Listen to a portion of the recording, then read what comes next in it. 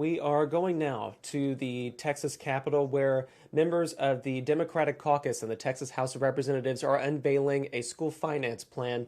Let's take a listen.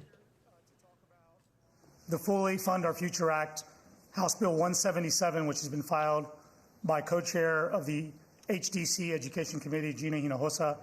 And we just want to rewind back real quick to where we are. When we met with you last week, we said no vouchers, no deal. And we mean that, and we still mean that today. This group is united. I want to be very, very clear. This is not a partisan effort. This is a bipartisan effort. There are people who believe in public education, public schools, and there is a public school coalition of Republicans and Democrats that are standing united against vouchers. All of that being said, Democrats have said we are willing and able to meet and discuss how we improve our public education system without being leveraged and having our arms twisted on a voucher scam. And so let's look at the numbers. By the math, we have a $321 billion budget. We currently have $23 billion in our checking account, and by 2025, we will have another $23 billion in our savings account, also known as our rainy day fund. We have the 9th largest economy in the world, but yet we rank 43 in the country when it comes to spending. House Democrats know that if we are committed to public education, if we are willing, there is a way to fund our Fully Fund Our Future Act. I will remind you that just in a few short weeks, we will go to the voters with $27 billion of appropriations that we're asking the voters to approve, from tax relief to investments in parks to retired teachers, cost of living increases. We can find a way to also ask the voters, do they want to make an investment in our public education system? That is the big, dynamic, transformative package that we have in the Fully Fund Our Future Act. And so what I'd like to do now is turn this podium over to the House Democratic Caucus Education Committee co-chair, James Tallarico. Good morning. My name is James Tallarico. I have the honor of serving as state representative for House District 50. And I am so proud to be here with my colleagues to introduce the Fully Fund Our Future Act. Before I was a politician, I was a teacher in an underfunded public school. I taught 45 kids in one classroom. I was a middle school teacher, so that's 45 middle schoolers in one classroom. And it was right after lunch, so you can imagine the chaos. There weren't enough desks for all of my students, so I had kids sitting on the air conditioning unit. In the richest country in human history, in one of the richest states in that rich country, in the 21st century, children sitting on the air conditioning unit. Texas is 43rd in the nation in per student education funding. Our schools are $40 billion behind the national average. Texas teachers are making less than they did 10 years ago, and property taxes are through the roof because local taxpayers are trying to stop the bleeding as we in the state legislature fail to do our job. We have a school funding emergency in this state, and it is the fault of our state government. So instead of passing a private school voucher scam that will siphon off billions of dollars from our already underfunded public schools, why don't we fully fund our neighborhood schools? Why don't we give every Texas teacher a $15,000 pay raise? Why don't we lower class sizes, hire more counselors, fund more programs for more students? Instead of subsidizing the private education of the wealthy few, why don't we invest in our public schools that are meant for all of us so that we can all thrive, so our economy can thrive, and so ultimately our democracy can thrive? That's what our plan does, and our students deserve nothing less. I want to invite now the author of our bill, the other co-chair of our Education Committee, Representative Gina Hinojosa. Thank you. I am Gina Hinojosa, and I represent Central Austin in the Texas House, and I also sit on the Public Education Committee. But I come to this work not as an expert, but as a mother of 2 children in public schools. And through my experience, I have come to understand that our schools don't have what they need. I have spoken many times about my son not getting a 5th grade teacher last school year. His class was consolidated and all the struggles that brought for his peers and teachers. I've spoken about it took over a year for him to be evaluated for special education despite a request from his teacher and his mother. I'm no expert, but I know this is unacceptable. And through my role as a legislator, I have come to learn from experts that Texas schools are funded $40 billion below the national average, $40 billion away from average. This piece of information is not just enlightening to me because it helps me understand my experience as a mother with kids in public schools. It is empowering because now that we know what the problem is, we can make it right. And that's what the Fully Fund Our Future Act does. Just moments ago, I filed this bill, the cornerstone of which is a $15,000 pay raise for Texas teachers. Yes. Yeah.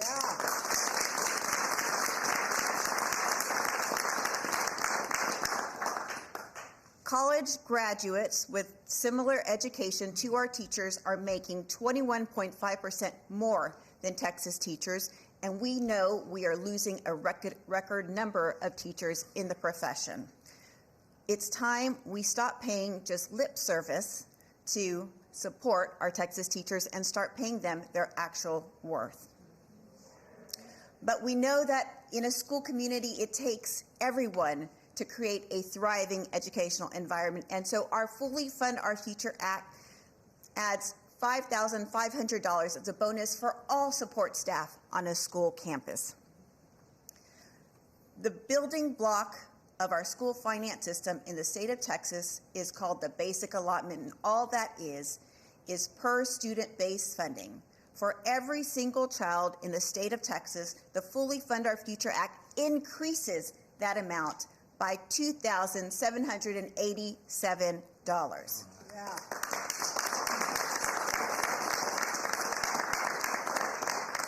Someone asked, why that number? It's a wonkish, inelegant number, but it's what we need to get us to the national average or the national norm when it comes to funding our schools. And the best part about this is that included in the legislation is an annual adjustment for inflation. So our schools are no longer last in line to get what they need when we're making those budget decisions.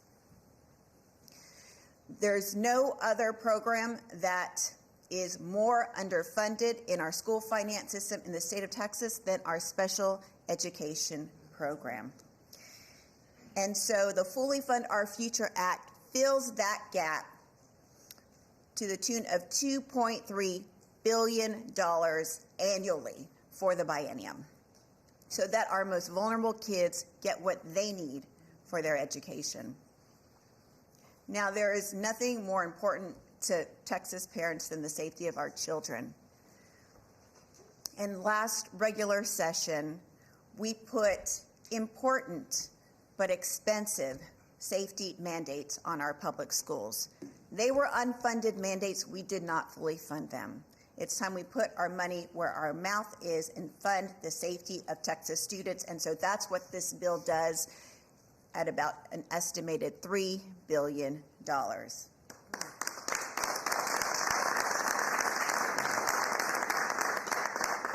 And finally, my favorite wonkish topic to talk about is how we are leaving billions of dollars on the table because we fund in Texas based on attendance and not enrollment. We are one of only 6 states in the entire country that still punishes our kids for absences. And in an age where kids are absent more often because of COVID, we're leaving billions of dollars on the table that should be going to our kids. So our bill trues up those calculations for our kids and gives them each $800 in an additional grant to close that gap. Those are the major provisions of the Fully Fund Our Future Act.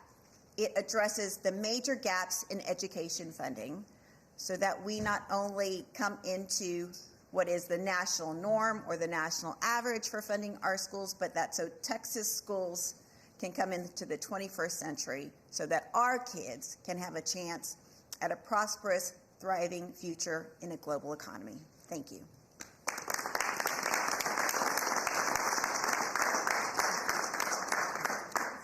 Good morning. My name is Gene Wu. I'm the state rep for House District 137 in Southwest Houston. Why this bill right now? Why are we here talking about this bill, right? And I think the beginning of it is Governor Abbott and all the proponents of the voucher bill, of the voucher scam, to say, well, we need to do better for our kids. We need to put kids in better schools. We put them in private schools. Well, of course, private schools are doing better. They're getting 3 to 4 times as much money to spend on their children as we do in the public school system. 3 to 4 times as much. Of course, results will be better. Of course, when you have the best teachers, the best resources, the best classrooms, the best materials, the best equipment, you can afford to be the best. That's easy. But what about the rest of us? What about the rest of the state? What about the 95% of the state who do not have access to that kind of resources?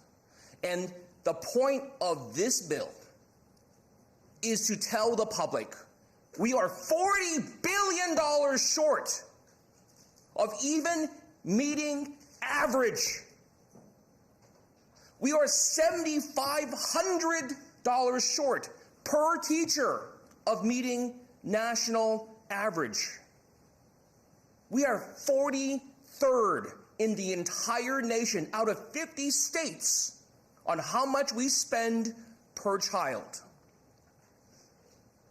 We have this bill today because it is the opposite of a voucher scam. That's right. Yeah. Because a voucher scam seeks to take money out of the public school system, to defund education that has already been defunded. And we're seeking to take more money out. This bill exists because it is the opposite of taking money away from your local schools. Because this bill intends to do what we should have done all along. That we should have made education our top priority. We should have made our future our top priority. We should have made our children our top priority. Not billionaires, not wacko libertarian ideals, not some kind of crazy political agenda to reward our political donors, but to take care of our future. We need the money that's in this bill, because that is the future of Texas. That is taking care of our children. That is making education the high quality system that we all talk about, but we don't vote that way. We have to do this for the future of our children, for the future of our state. Don't defund public education. Don't fall for voucher scams. No deals.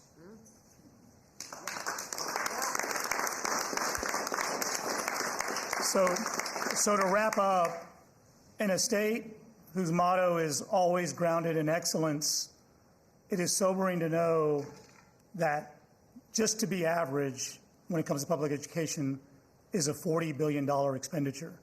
And that'll show the misplacement of priorities.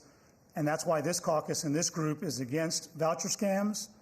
And that's why we stand up to defend, not defund, our public education system. I know we have time for a couple of questions. As Ali mentioned, for the details about the bill itself, we have Eva DeLuna Castro in the back of the room. 1 or 2 questions for the co-authors and co-chairs of the bill, and then we'll break. The governor has made it clear that he doesn't want to move forward and open the call for funding unless there's a voucher ESA bill. What do you think the likelihood of this bill moving forward is? I'll say this.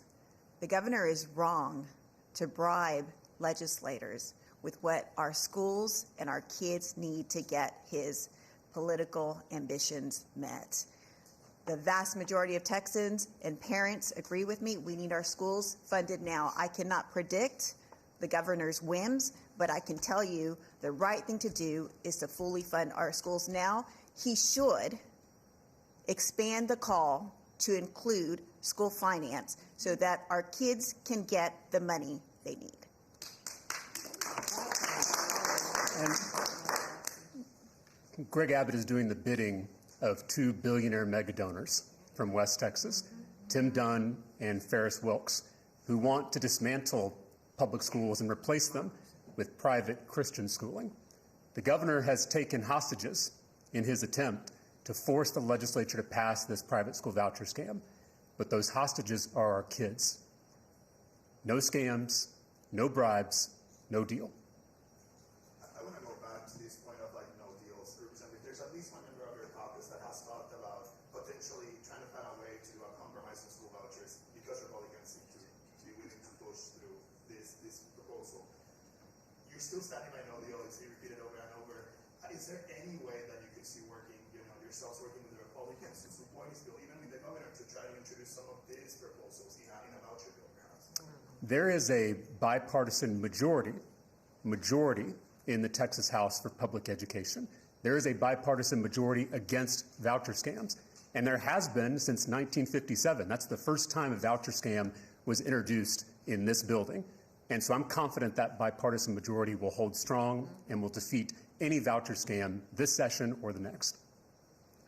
Do you have any thoughts on the Senate's proposal for a $3,000 teacher raise? I mean, it's $12,000 less than what you all are calling for today.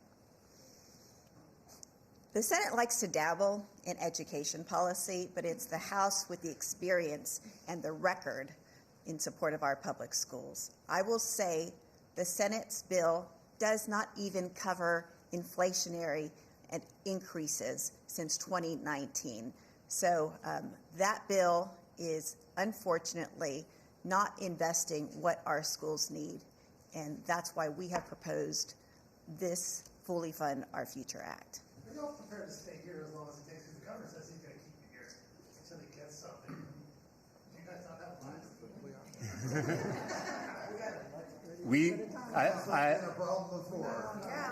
I think I speak for all of our colleagues when I say that.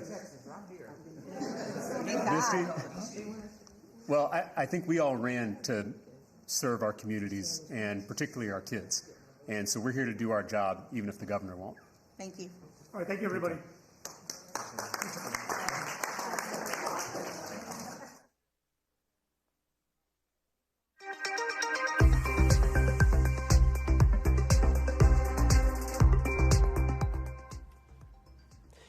Thanks again for sticking with us on KXAN Live. Will Dupree back in the KXAN Live studio as we see lawmakers start to walk out of the room there from the Texas House of Representatives. Members of the Democratic caucus in that chamber unveiled the Fully Fund Our Future Act, which is their alternative to what Republicans have put forward so far during this third special legislative session.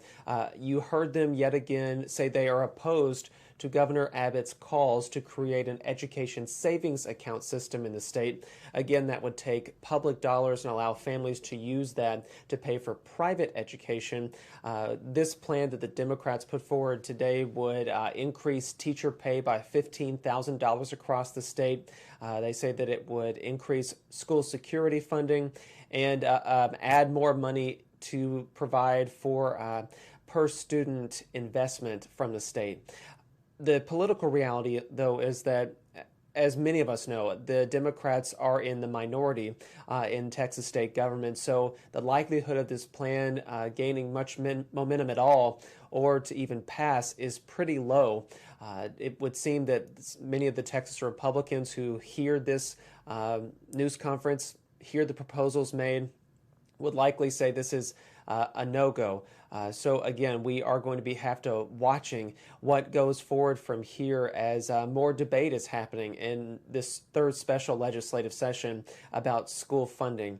Again, you can find more of our coverage about what happened today during this news conference, as well as what's happened previously during this third special legislative session and earlier this year during the regular legislative session on our website at kxan.com, as well as on the KXAN News mobile app. So please take a look at that whenever you have a chance if you want to get some more context about how we got up to this point and what's all been passed. I will point out, during this third special session, the Texas Senate has already passed an education savings account bill. So now the ball is in the Texas House's court.